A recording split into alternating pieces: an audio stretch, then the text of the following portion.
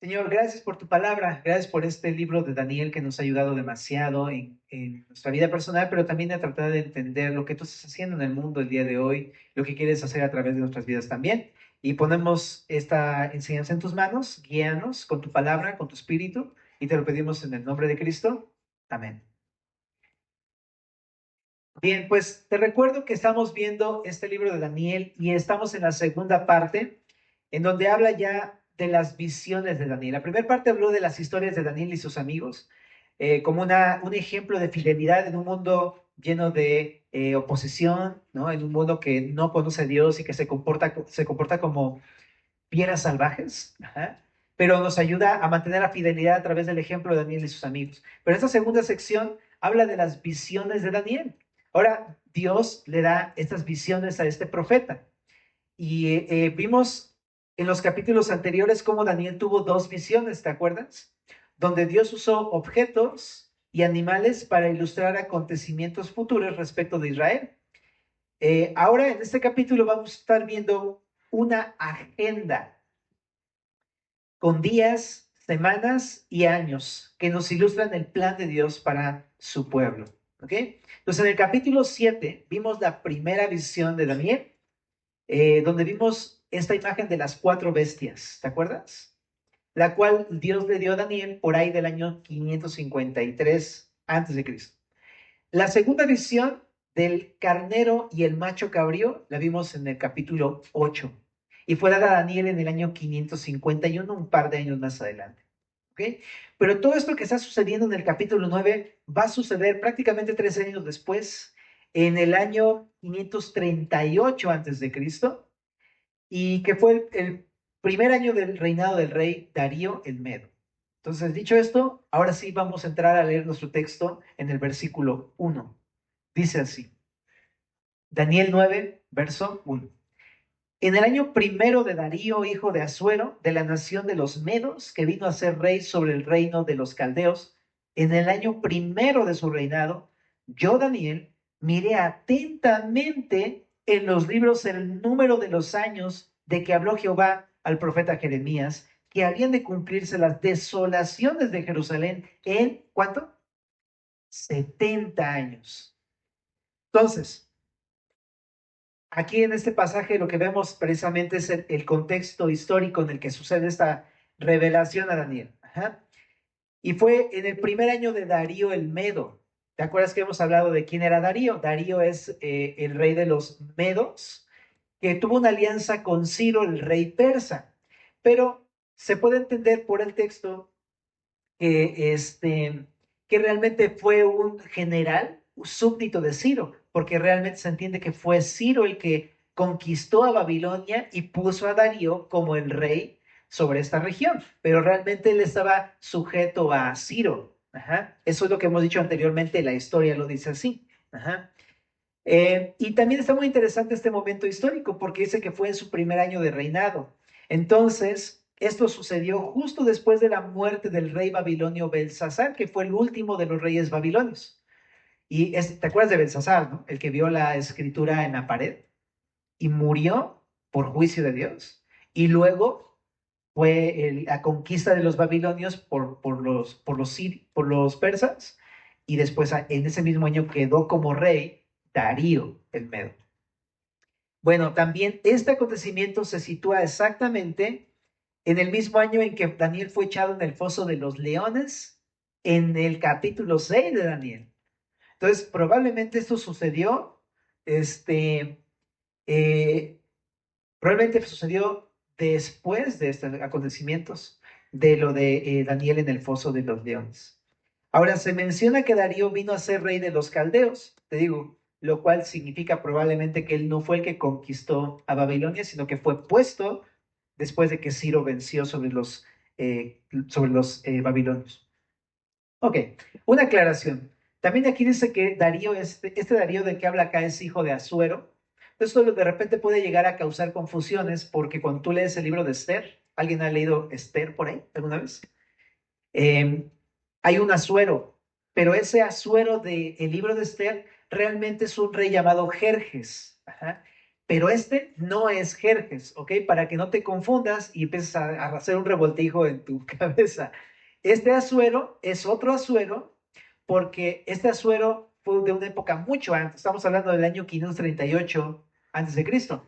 El de Esther sucedió un siglo después, entonces es otro Asuero. Bueno, entonces, ¿qué pasa en esta época? Dice en el verso 2, en el año primero de su reinado, yo, Daniel, el escritor es Daniel, ¿verdad? Yo, Daniel, miré atentamente en los libros el número de los años de que habló Jehová al profeta Jeremías, que habrían de cumplirse las desolaciones de Jerusalén en 70 años. Primera pregunta que me llama la atención, ¿qué fue lo que lo motivó a leer este libro de Jeremías? ¿No? Porque dice, pues yo miré atentamente, pero la pregunta es, ¿por qué? Es muy viable tener varias teorías acerca de esto, pero es viable pensar que Daniel es un hombre que ama a Dios, es un hombre que ora, ya lo sabes desde el capítulo 1, 3 veces al día, es un hombre que está en una comunión con Dios. Es viable pensar que obviamente estaría al tanto de los escritos de Jeremías, así como de los acontecimientos de que hablaba Jeremías. Es como cuando estás pegado en la Biblia, ¿no? Estás todo el tiempo leyendo, leyendo, leyendo. Tienes muy presente todo lo que está sucediendo el día de hoy, porque estás tratando de encajar tu vida el día de hoy con lo que está diciendo la escritura, ¿no? Estás todo el tiempo meditando en eso. Entonces yo también pienso que es muy viable que Daniel pues simplemente estaba meditando todo el tiempo en Jeremías, en que él había dicho que eran 70 años de cautividad, ¿no? Bueno, pero como sea que haya sucedido, ¿no? Eso lo hizo como de alguna manera decir, ah, caray, o sea, esto estaba escrito por Jeremías, a ver, vamos a echarle un vistazo. ¿Ah? Entonces dice que fue a los libros de Jeremías y miró con atención el número de los años que había dicho Jeremías. Entonces te puedes hacer cuentas, ¿no? Nos vemos en el 605, entonces, 536. Y estamos en el 538, o sea, faltan 2 años para que acabe todo esto. Entonces, de repente le cae el 20 a Daniel. Estamos terminando nuestra cautividad. Se están cumpliendo los 70 años de que habló el profeta Jeremías. Estamos a punto de ser libertados. Y entonces esto es una sorpresa para Daniel. Por fin se ha cumplido. Y por una parte, esto nos enseña algo para nosotros. Nos enseña la cuidadosa atención de Daniel por la profecía. En general por la palabra de Dios, pero específicamente por la profecía. De repente, para algunos de nosotros, familia, la profecía no es tan importante, ¿no? De repente hasta pensamos, híjole, estamos estudiando profecía. No, eso no. O sea, a mí invítame a los Salmos, a los Evangelios, a Génesis, ¿no? Apocalipsis, ahí tengo que ir. Pero de repente vemos como libros proféticos, ¿no? Del Antiguo Testamento y como que no son tan relevantes o pensamos que no son tan importantes. Y sin embargo, este hombre, Daniel, nos muestra cómo es importante prestar atención a la profecía. Ujú. Entonces, tenlo en mente y ahorita te voy a explicar un par de puntos en ese sentido, ¿no? Pero nada más para sentar un poco esto. Dice en 2 de Pedro 1:19, tenemos también la palabra profética más segura, a la cual hacéis bien en estar atentos como a una antorcha que alumbra en un lugar oscuro, hasta que el día esclarezca y el lucero de la mañana salga en vuestros corazones. Es decir, debemos prestar una cuidadosa atención a la profecía. Ajá. En general a la palabra de Dios, ¿no? Porque es algo que tenemos que estar ahí todo el tiempo, pero a la profecía es algo importante. Ujú. Porque la profecía es de mucha utilidad para nuestras vidas. Es como una antorcha en un lugar oscuro, ¿no? ¿Cómo es una antorcha en un lugar oscuro? Es algo que te da luz, es algo que te da dirección, que te da claridad, que te trae entendimiento de las cosas a tu alrededor, también que te proporciona calor en el frío de la noche, en un mundo lleno de oscuridad. La profecía tiene esos efectos en nuestras vidas. Por eso dice Pedro en su segunda carta, es bien importante prestarle tanta atención a la profecía como si fuera una antorcha en un lugar oscuro. Es importante el día de hoy, ¿no? El día de hoy es lo que nos puede llegar a dar esperanza, ¿no? A dar consuelo, a dar perspectiva, a dar entendimiento de las cosas que suceden alrededor el día de hoy, en todo el panorama mundial, en el panorama profético. ¿Ya? Y por supuesto, al saber y entender lo que sucede, sabes qué hacer. Muy interesante. La profecía es importante para el día de hoy. Entonces, ahora, la segunda pregunta es, ¿qué leyó con atención? Dice que leyó atentamente en los libros, el número de los años de que habló el profeta Jeremías, ¿no? Entonces, aquí hay básicamente dos citas de Jeremías que hablan de estos 70 años. La primera está en Jeremías 25. Ahí sí, acompáñame en tu Biblia a Jeremías 25:11.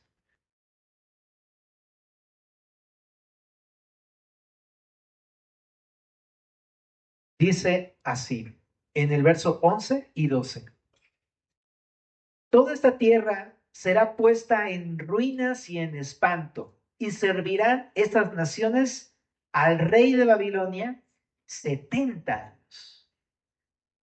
Y cuando sean cumplidos los 70 años, castigaré al rey de Babilonia y a aquella nación por su maldad, ha dicho Jehová, y a la tierra de los caldeos, y la convertiré en desiertos para siempre. Todo esto lo estudiamos en Jeremías, ahí está en el canal que tenemos de YouTube, pero es algo que dijo con claridad Jeremías. La cautividad solamente duraría 70 años y sería puesta en ruinas y en espanto, y eso sucedió con los babilonios cuando llegaron y destruyeron Jerusalén, básicamente, y sirvieron a los babilonios en Babilonia 70 años. Eso estaba escrito por Jeremías. Pero dice que cuando se cumplían los 70 años, entonces Dios haría un juicio contra los babilonios, ¿verdad? Eso está a punto. Bueno, realmente eso fue lo que sucedió en esa época, ¿verdad? Porque estamos viendo que comenzó el reinado de Darío y entonces Darío, bueno, Ciro y el imperio medo-persa acabaron con Babilonia y tomaron el control de ellos. Entonces eso estaba escrito ahí en Jeremías. También en Jeremías 29, en el verso número 10, dice lo siguiente. Porque así dijo Jehová, cuando en Babilonia se cumplan los 70 años, yo los visitaré y despertaré sobre vosotros mi buena palabra para haceros volver a este lugar.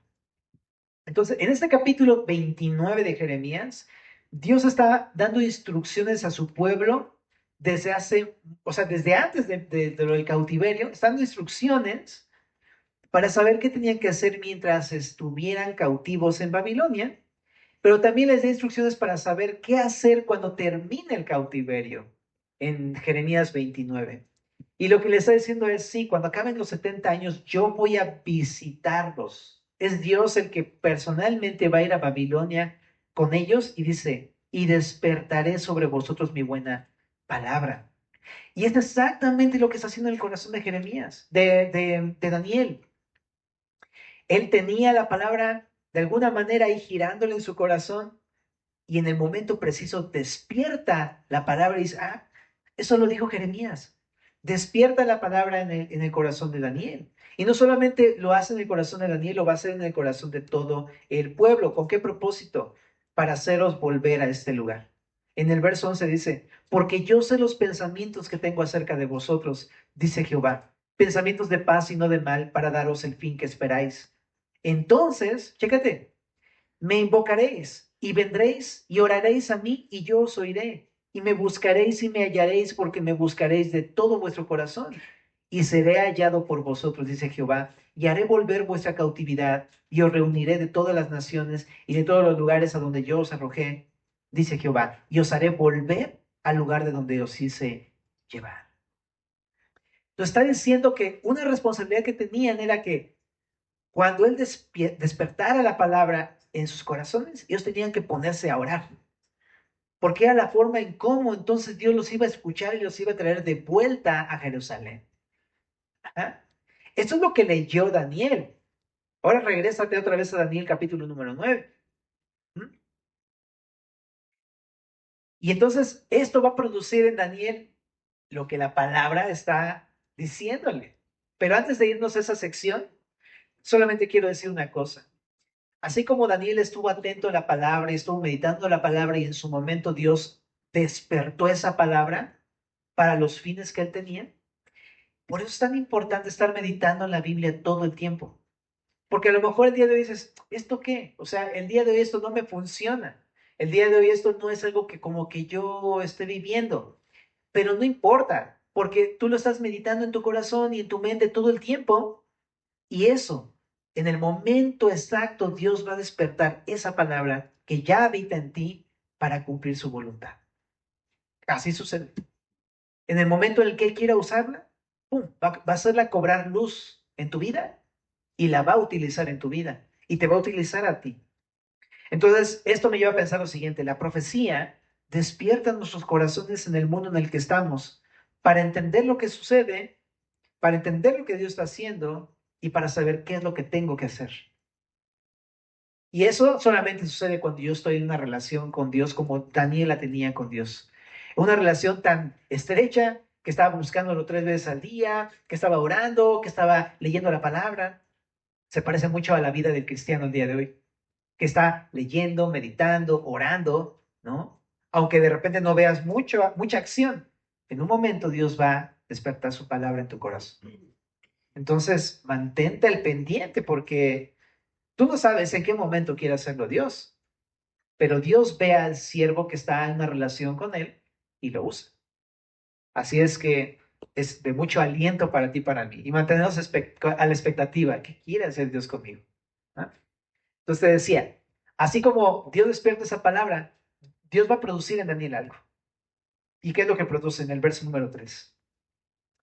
Y volví mi rostro a Dios el Señor, buscándole en oración y ruego, en ayuno, silicio y ceniza. Y oré a Jehová mi Dios e hice, ¿qué dice ahí? Confesión, diciendo: ahora, Señor Dios, grande, digno de ser temido, que guardas el pacto y la misericordia con los que te aman y guardan tus mandamientos.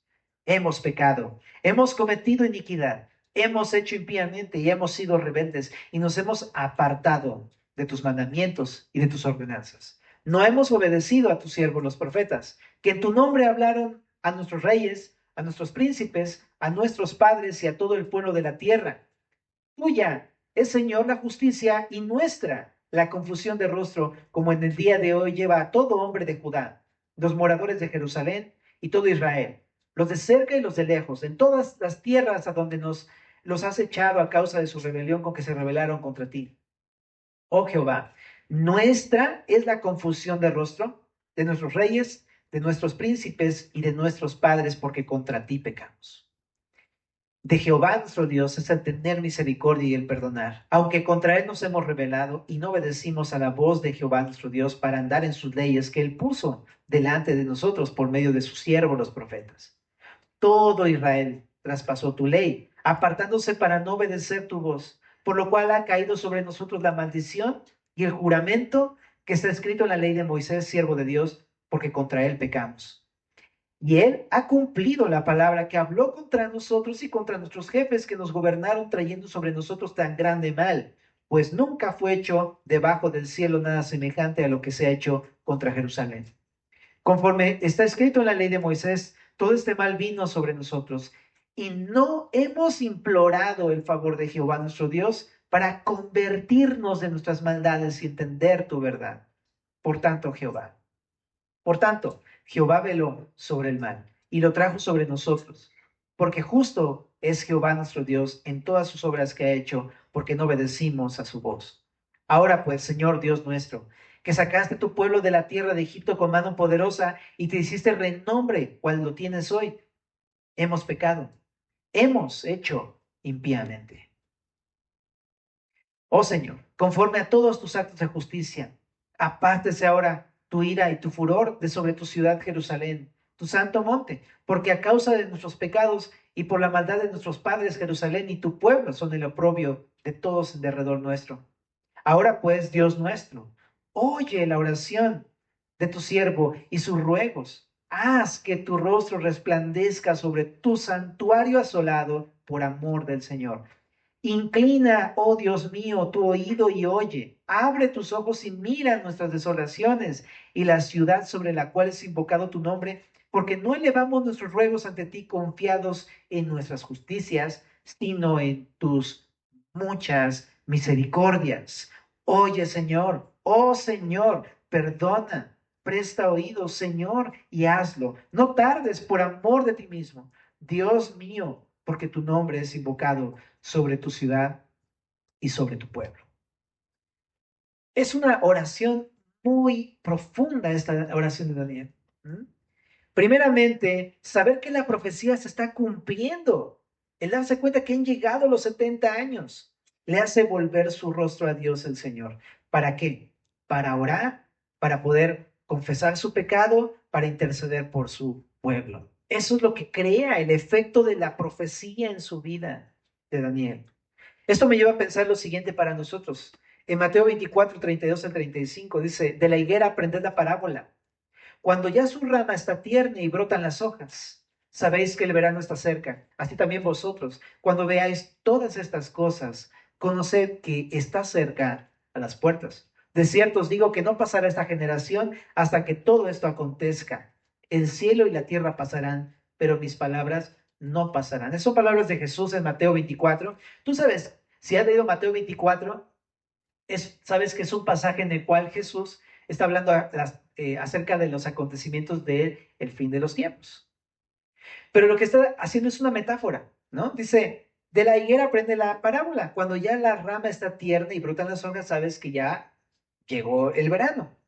Y lo que está diciendo es, cuando tú ves que las cosas empiezan a suceder, significa que ya se están cumpliendo las cosas. Ya está llegando el momento. ¿De qué? Del fin de los tiempos, del regreso de Jesús. ¿Ah? Entonces, ¿por qué te leí esta sección de Mateo 24? Porque saber, al igual que Daniel, saber que todo se está cumpliendo la profecía el día de hoy como iglesia, debe llevarnos a volver nuestros rostros al Señor. No solo para buscarlo personalmente, que sí, pero también para interceder por otros. Muchas veces eso debería suceder en nuestros corazones. Estamos leyendo la profecía, pero entendemos las cosas del fin del tiempo. Estamos viendo que Jesús está por llegar. Estamos viendo un escenario el día de hoy, cómo las cosas ya se están empezando a cumplir.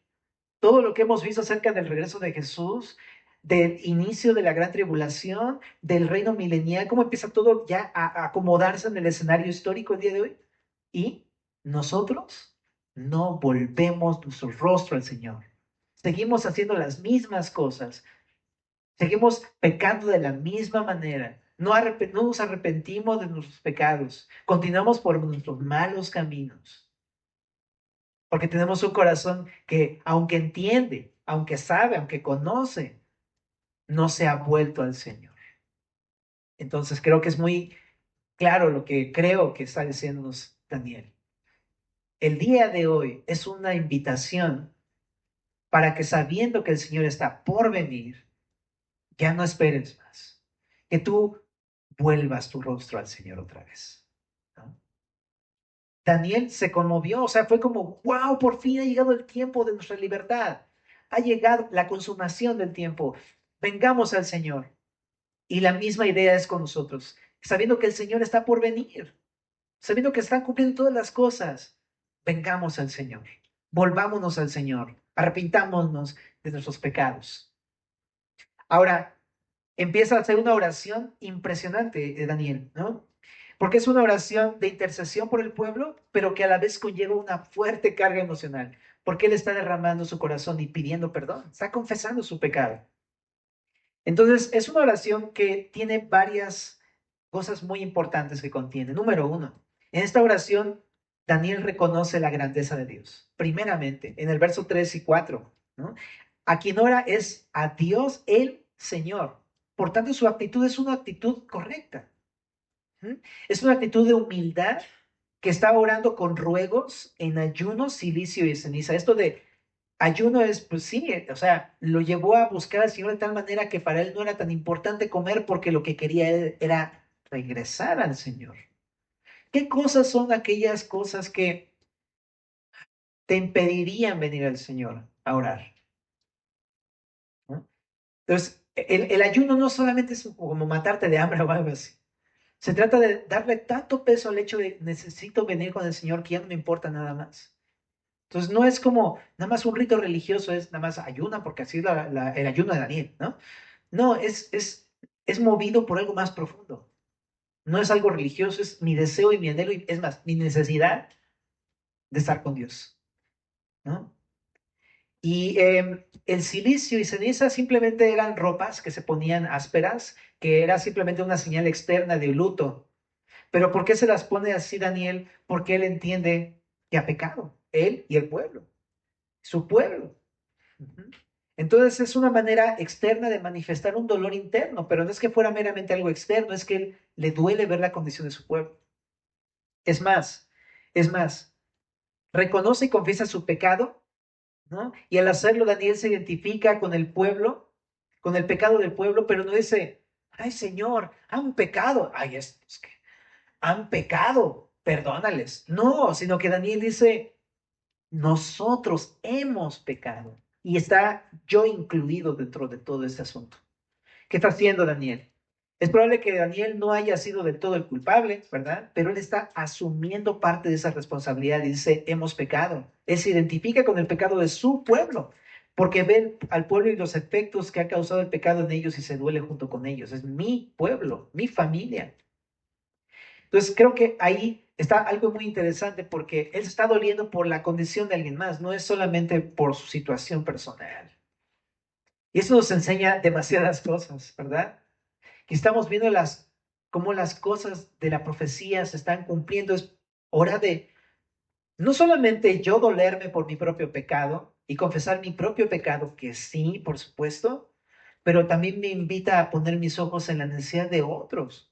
Muchas veces estamos tan encerrados solamente en las cosas que nosotros mismos fallamos, pero no estamos interesados en lo que está pasando con los demás. Esta oración es una invitación a poner tus ojos en alguien más, ¿no?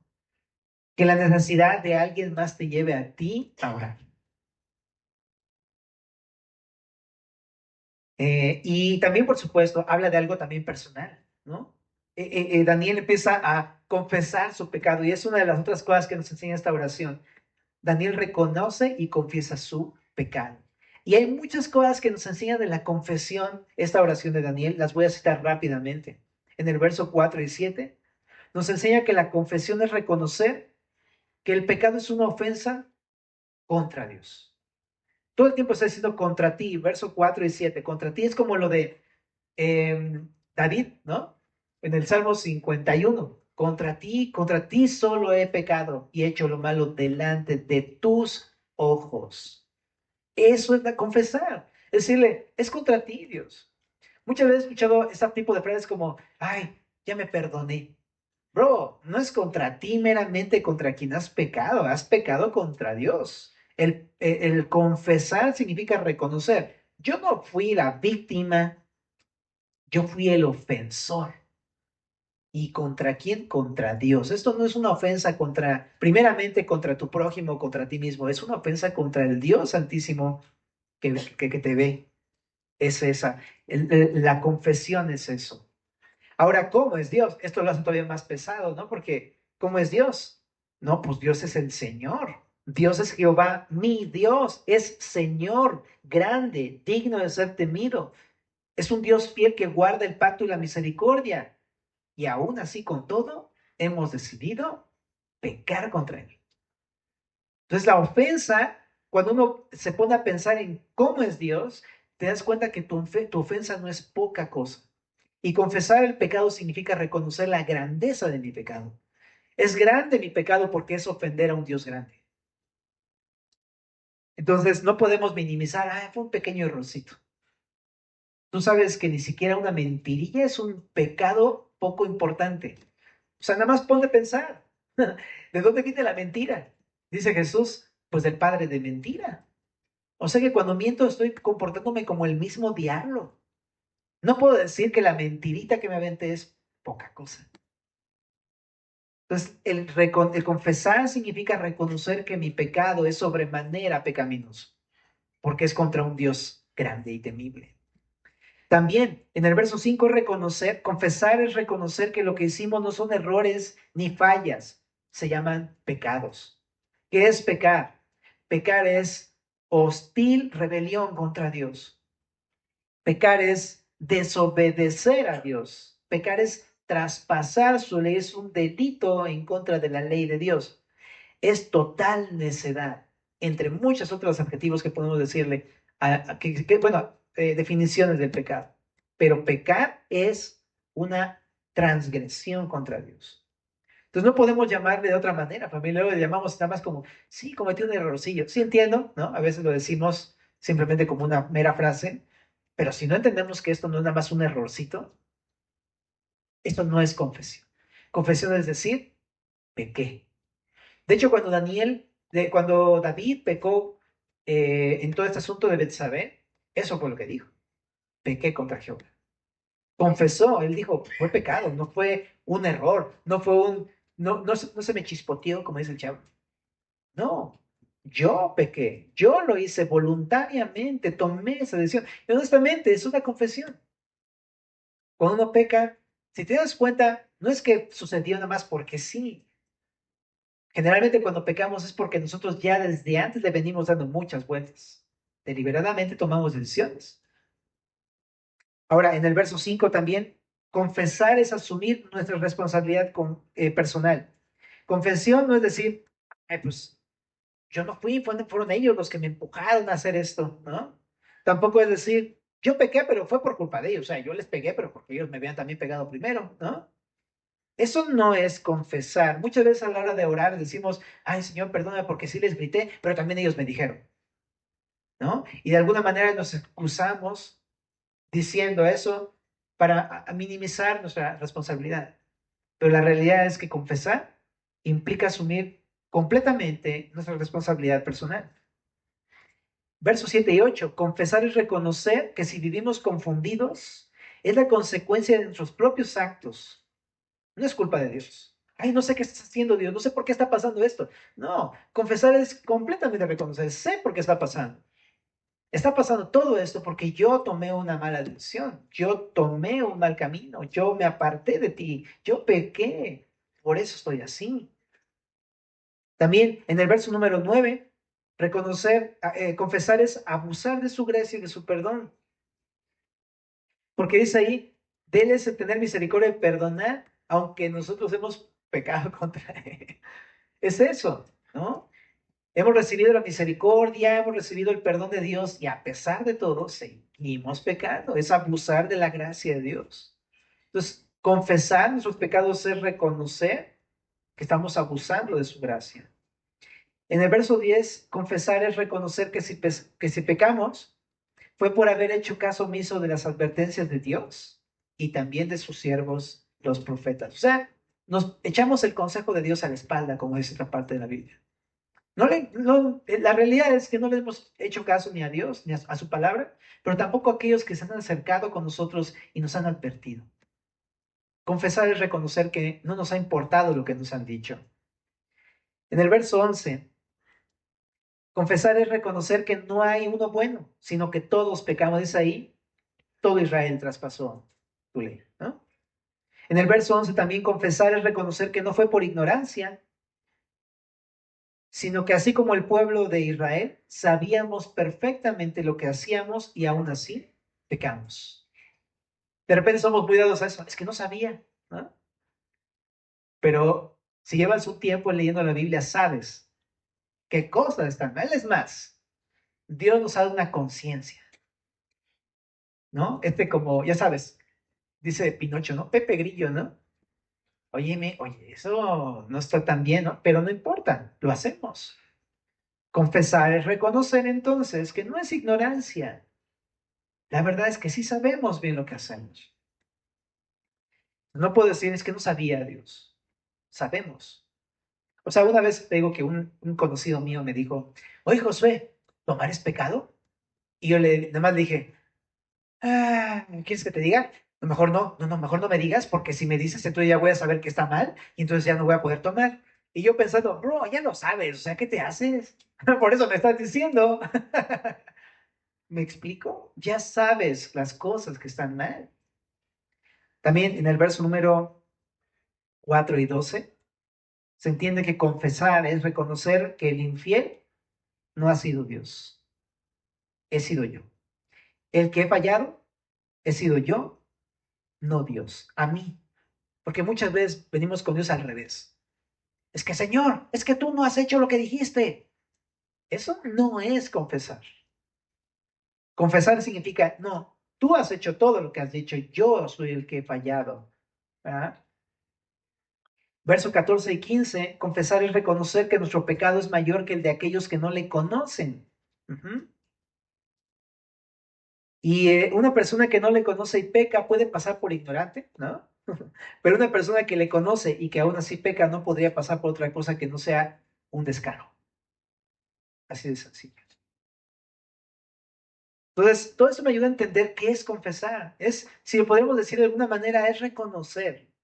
Todo este tipo, estamos usando la palabra reconocer, reconocer, reconocer. Primera de Juan capítulo 1, verso 9, dice, si confesamos nuestros pecados, Él es fiel y justo para perdonar nuestros pecados y limpiarnos toda maldad. Esa palabra, si confesamos, significa reconocer, admitir de corazón, sacar a la luz. Sí, sí es eso, sí es pecado, sí es. Entonces, nos enseña acerca de la confesión demasiado esto, pero es una de las cosas que contiene la oración de Daniel. ¿Qué más nos enseña la oración de Daniel? Reconocer la justicia de Dios. Eso hace Daniel en su oración, reconoce la justicia de Dios. Es decir, es una oración que reconoce que si ellos están confundidos no es debido a que Dios haya sido injusto, ellos han caído en pecado y ellos han sido injustos ante un Dios justo. Y aquí numera todos los que tuvieron responsabilidades ante esta tragedia, los de Judá, porque ellos, en el verso 7 y 8, porque, de Judá, porque ellos no se arrepintieron cuando los de Israel fueron cautivos por los asirios. ¿A qué me refiero? Todo el pueblo de Israel estaba dividido en dos, los de Israel y los de Judá.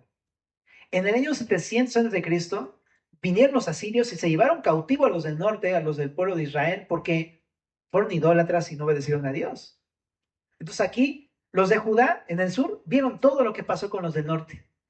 Y aún así no se arrepintieron. Por eso dice los de Judá. También los de Jerusalén, porque ellos viendo que el enemigo venía a atacarlos, se enorgullecieron y aún así se rebelaron contra Nabucodonosor. Está en Segundo de Reyes.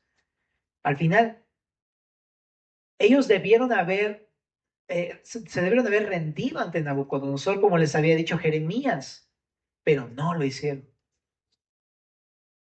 sino que se rebelaron y entonces ahí fue donde vino el sitio y los destruyeron y se lo llevaron.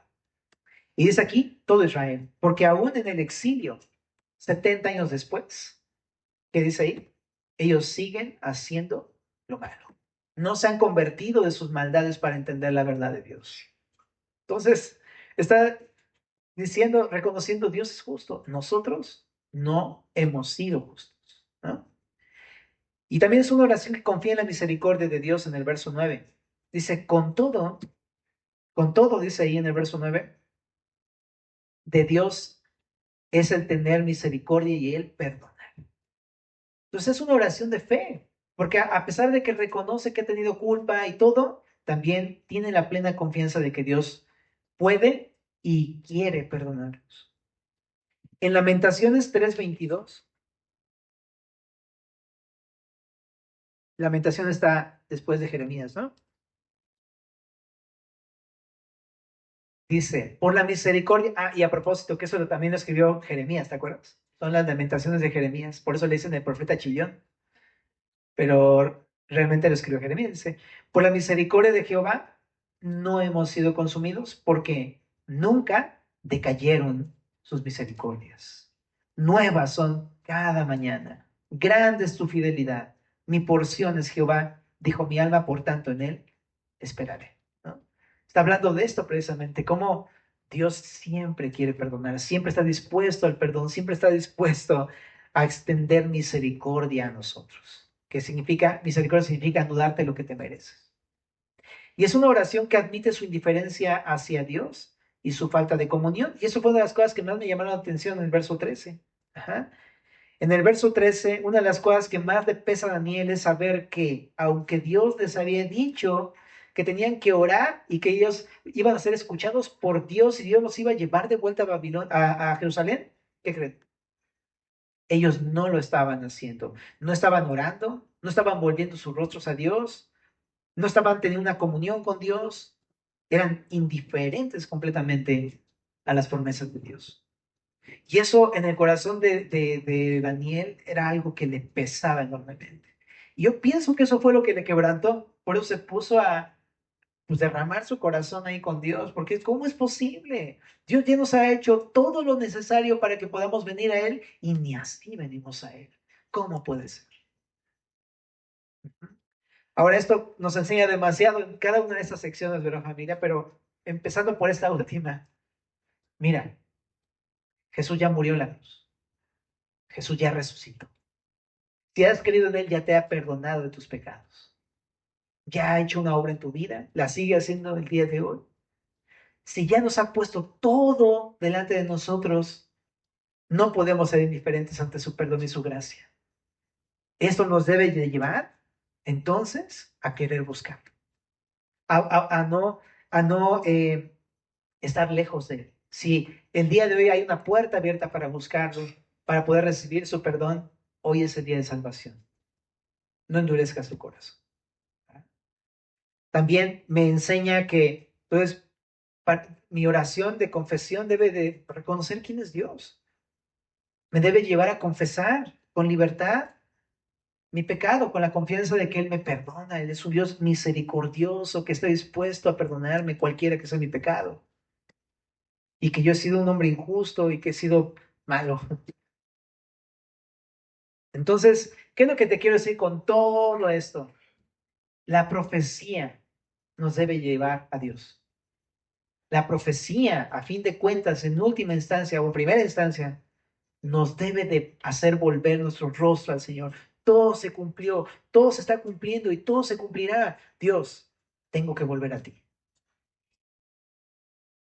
Si tienes algún pecado en tu vida que no estés confesando, alguna cosa de la que no estés arrepentida, que no estés convirtiéndote de tus maldades para venir al Señor, esta es una invitación del Señor para nuestras vidas, para venir ante Él con libertad, con confianza. Dios quiere perdonarte.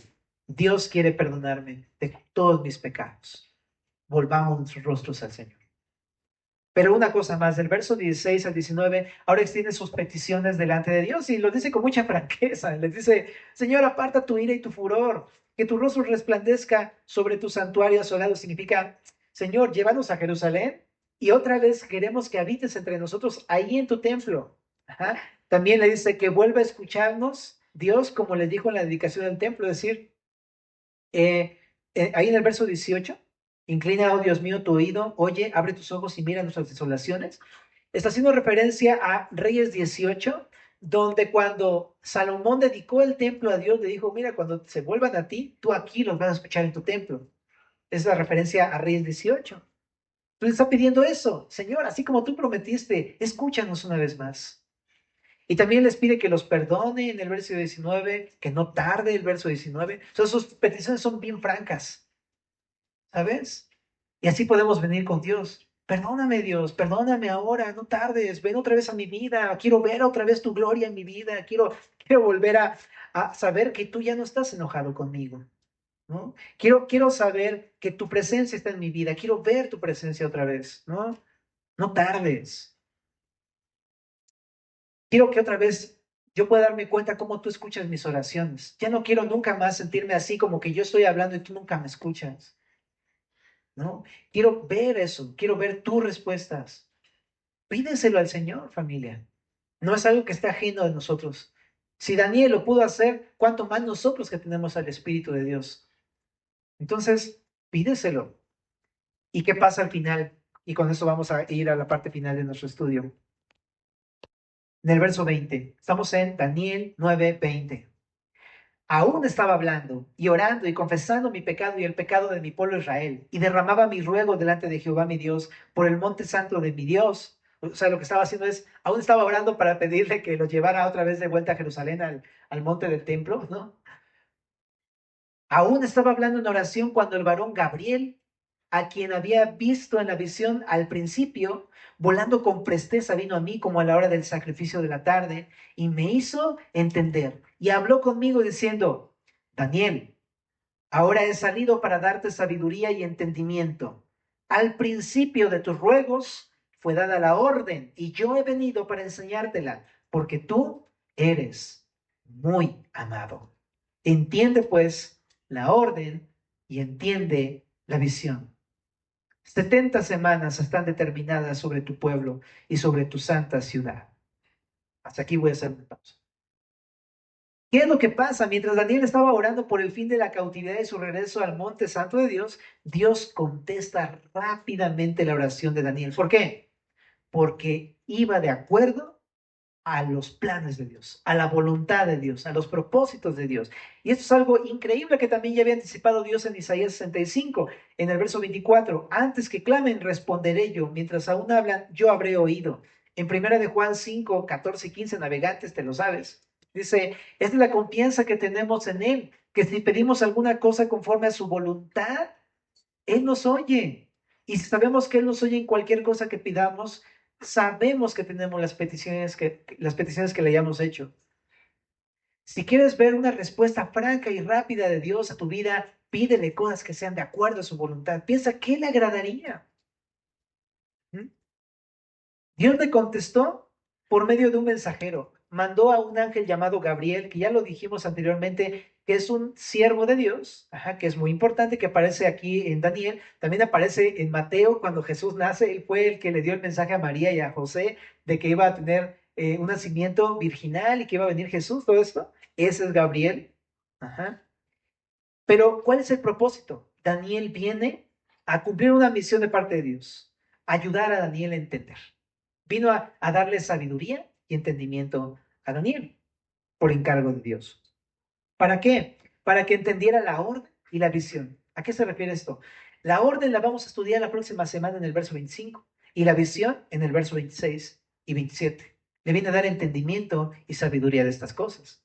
Pero esto es muy importante, porque esta es la respuesta del Señor a lo que Daniel estaba pidiendo. Señor, ahora, no te tardes, perdónanos, ¿no? Tráenos de vuelta, restáuranos. Y esta es una respuesta grandiosa. ¿Por qué?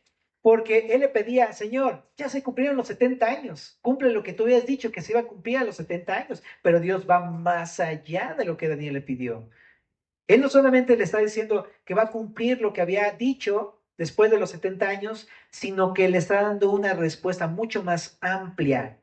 No 70 años de Jeremías, sino 70 semanas de años. ¿Y qué es lo que va a hacer? Va a mostrarle su agenda celestial, le va a mostrar su plan divino, no solamente para esa época, para el pueblo de Israel, sino para la época del fin de los tiempos, con una agenda de 70 semanas de años, que vamos a explicar la próxima semana a qué se refiere, pero es el itinerario profético de Dios para el fin de los tiempos. Y en ese último periodo de las 70 semanas de años de la que habla Daniel, Dios va por fin terminar con el pecado, va por fin, lo vamos a estudiar la próxima semana, pero va a terminar la prevaricación, va a poner fin al pecado, va a expiar la iniquidad, va a traer la justicia perdurable, sellar la visión y ungir al santo de los santos. Va a haber una redención completa y por fin Dios va a consumar todo lo que él ha dicho. Lo vamos a estudiar la próxima semana, pero ¿qué me pongo a pensar? Que Dios le contestó mucho más de lo que Daniel pidió. Y con esto termino. En Efesios 3, 20 al 21 dice, y aquel que es poderoso para hacer todas las cosas mucho más abundantemente de lo que pedimos o entendemos, según el poder que actúa en nosotros. A él sea gloria en la iglesia de Cristo Jesús por todas las edades, por los siglos de los siglos. Amén.